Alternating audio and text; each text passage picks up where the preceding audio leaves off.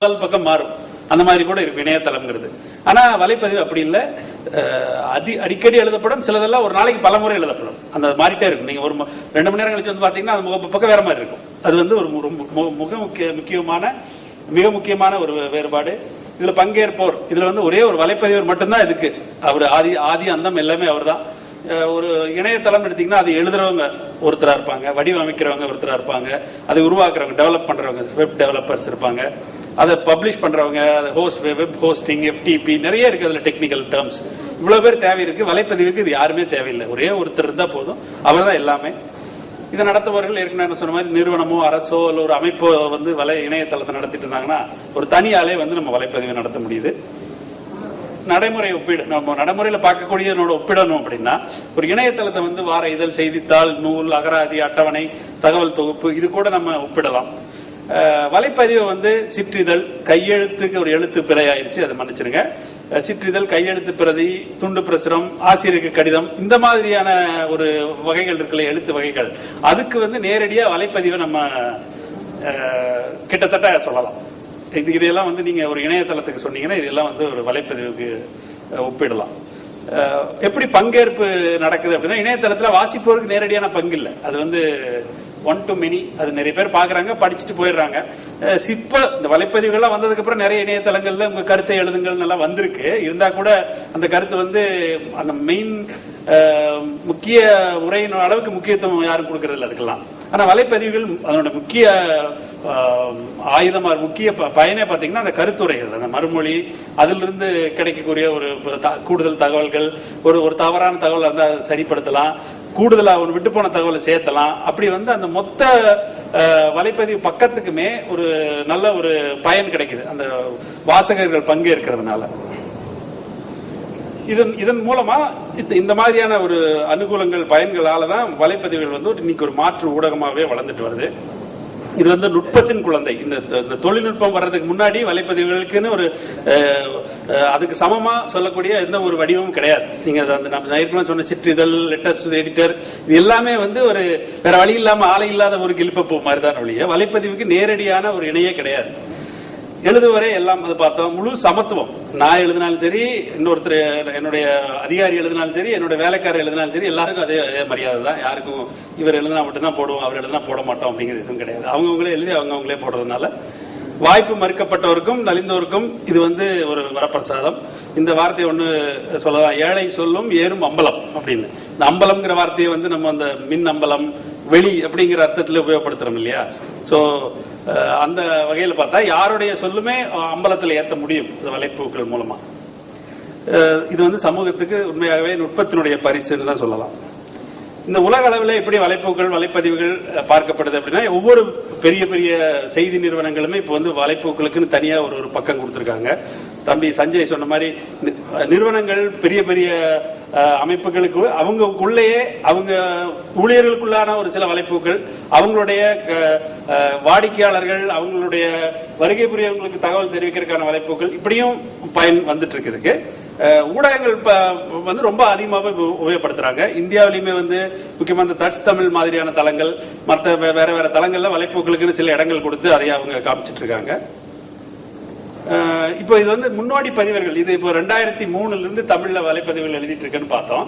So இப்போ முதல்ல இது வந்து ஒரு வரலாற்று திருப்பி பின்னோக்கி பார்க்கிறது. இது எதுக்காக, இதை பதிஞ்சு வைக்கும் போது பின்னாடி இது மாதிரி ஒரு புது நுட்பம் வரும்போது எப்படி எல்லாம் முன்னாடி நடந்திருக்குன்னு 4 பேருக்கு தெரியட்டுங்கிறக்காக முன்னோடி பதிவர்களுக்கு என்னென்ன சவால்கள் இருந்தன. இதுதான் நான் சொன்னேன், இது கொஞ்சம் தொழில்நுட்பமா இருக்கும் அப்படின்னு. இருந்தாலும் பார்த்து முடிஞ்ச வரைக்கும் எளிமையா சொல்ல விரும்புறேன். சோ இதுல வந்து 3 வகையான சவால்கள் இருந்தன. தமிழ் தட்டச்சு கருவிகள் தேவைப்பட்டது, பதிவர்களுக்கான கருவிகள் தேவைப்பட்டது. அந்த கருவிகளுடைய முக்கியமான அம்சங்கள் என்னன்னா அந்த உள்ளடக்கத்தை கணினியில ஏற்றதுக்காகத்தான் அது தேவை, அது சொல்ல வேண்டியதே இல்லை. நிறைய குறியேற்றங்கள் இருந்தன. இன்னைக்கு வந்து பெரும்பாலும் வலைப்பதிவுகள் பயன்படுத்துற அத்தனை பேருமே நம்ம யூனிகோடுங்கிற ஒரே ஒரு குறியேற்றம்ங்கிறது என்கோடிங் தமிழ் வார்த்தை, அதை நம்ம பயன்படுத்துறோம். நான் முதல்ல வந்து ஒவ்வொரு குழுக்களும் ஒரு புவியியல் ரீதியாக இலங்கையில வந்தவங்க எல்லாம் பாமினி அப்படின்னு ஒரு குறியேற்றத்தை பயன்படுத்துவாங்க. தமிழ் மீடியாக்கள் குமுதம், ஆனந்தவுடன் அவங்க எல்லாம் இந்த டேம்ங்கிறது உபயோகப்படுத்துவாங்க. புலம்பெயர்ந்த அமெரிக்க தமிழர்கள் இந்த தஸ்கி அப்படிங்கிற ஒரு குறியேற்றத்தை பயன்படுத்துவாங்க. இப்படி நிறைய வகைகள் இருந்தன.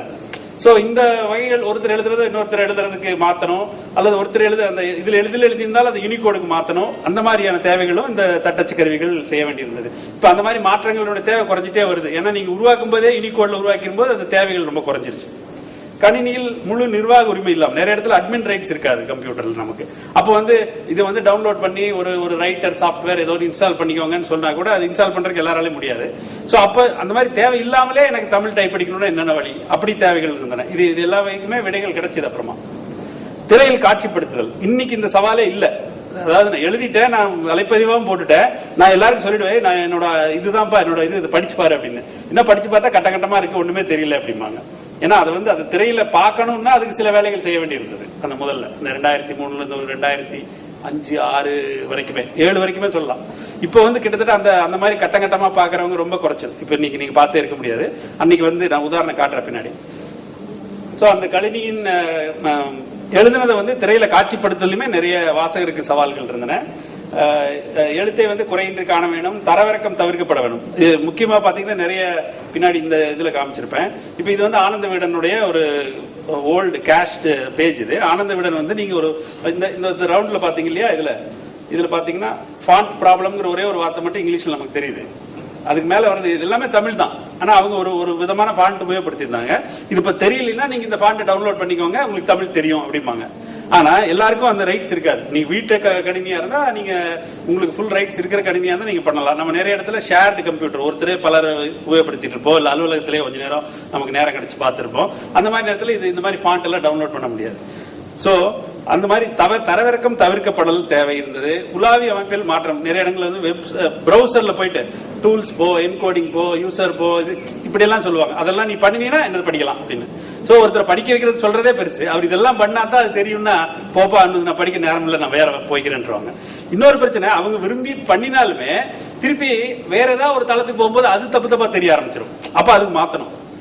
அது ஒன்னு படிச்சு நான் வேற எதுக்கு போனா எனக்கு இப்ப எல்லாம் குழம்பி போச்சு, நான் ஒன்னு மாத்த உனக்காக நான் மாத்தினா பிரச்சனை அப்படிம்பாங்க. சோ அந்த மாதிரி எதுவுமே உலாவி அமைப்பில் மாற்றம் இல்லாமல் இருக்கணும். அது ஒரு சவால்.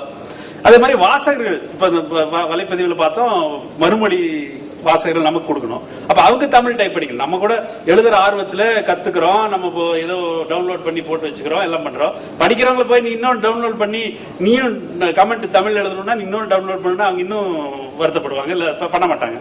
சோ அவங்களுக்கும் சில கருவிகள் பண்ண வேண்டி இருந்தது. அது பின்னாடி பாத்தீங்கன்னா அந்த வலைப்பதிவினுடைய மறுமொழி பெட்டியிலேயே அந்த டிரான்ஸ்லிட்டரேட்டர் நம்ம ஆங்கிலத்தில் அடிச்சா தமிழ்ல வர்ற மாதிரி பண்றதுக்கான நிரல் துண்டுகள் எல்லாம் தயார் பண்ணி கொடுத்தாங்க தன்னார்வலர்கள். அதை நம்ம இணைச்சிக்கிறது மூலமா நமக்கு மறுமொழி போடுறவங்க அதே இடத்துல தமிழ்ல எழுத்து வர்ற மாதிரி பண்ண முடிஞ்சது. சோ இந்த மாதிரியான சவால்கள் நமக்கு நிறைய இருந்தன. அதையெல்லாம் கடந்துதான் இன்னைக்கு நம்ம வலைப்பதிவு வளர்ந்திருக்கு, தமிழ் வலைப்பதிவு. இது ஏன் இவ்வளவு சவால்கள் இருந்தது? இது மட்டும் தமிழுக்கு மட்டுமே சவாலா அப்படின்னா தமிழுக்கு மட்டும்னு தான் கிட்டத்தட்ட சொல்லணும். ஏன்னா தமிழ் ரொம்ப நம்ம இருக்கிற அரங்கினுடைய பெயர்லயே கோவிந்தசாமி அவர்களே பாத்தீங்கன்னா தமிழை கணினியில கொண்டு வரதுக்கு ரொம்ப முன்னாடி இருந்தே முயற்சி பண்ணாரு இல்லையா, அதனுடைய ஒரு விளைவுன்னு கூட சொல்லலாம். அவரை பத்தி குறை சொல்றதுக்காக இல்ல, அது மாதிரி நிறைய ஆர்வலர்கள் ஒரு தரப்படுத்தல் வர்றதுக்கு முன்னாடியே நிறைய நம்ம பண்ண ஆரம்பிச்சிட்டோம். நிறைய பண்ண ஆரம்பிக்கும் போது ஒரு தரம்ல போயிட்டாங்க. ஒவ்வொருத்தரோட ஸ்டாண்டர்ட் ஒரு மாதிரி இருக்குங்காட்டி நிறைய வர ஆரம்பிச்சதுனால இது ஒண்ணு.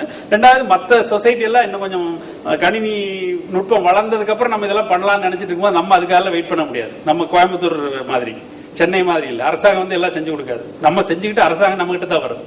சோ அதனால அது நம்ம தமிழ் உணர்வே அப்படி. தமிழுடைய இதே யாருக்காகவும் காத்திருக்கல, நம்மளே எல்லாம் பண்ணிக்கிட்டோம். எல்லாம் பண்ணிக்கிட்டதுனால என்னாச்சு, நம்ம நிறைய